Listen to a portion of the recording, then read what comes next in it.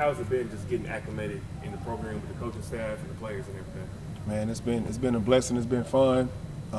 Just learning, getting a feel for Coach Silverfield and his philosophy, and just kind of trying to get a feel for the guys. It's been a fun journey so far over these first few months for sure.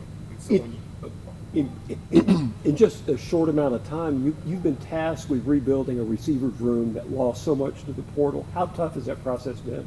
It's been tough, but it's part of college football now. Just with roster turnover, that's going to happen in every program. You got to find ways to adapt, find ways to adjust. Bring in new guys each and every year. And you've got so many guys with so many different opportunities out there. How have they been progressing this spring? I think so far, throughout the first 9 practices, I feel like as a unit we are progressing. We're heading in the right direction. Nowhere near where I expect our guys to be.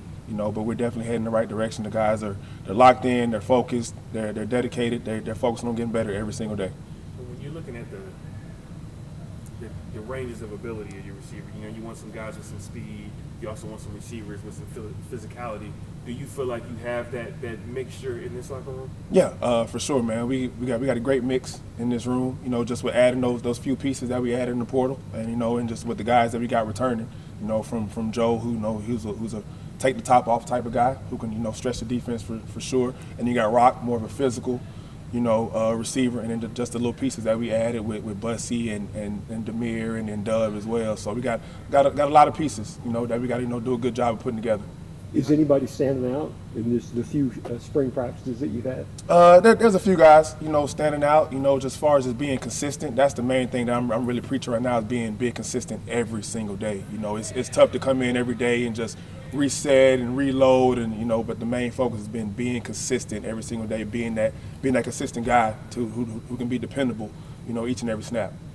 And when you do have guys that, like you said, can take the top off, a guy like Rock who's physical, how do you feel like that allows you guys to open up the game plan when you have guys with different abilities in their way? Man, it makes our job a little bit easier.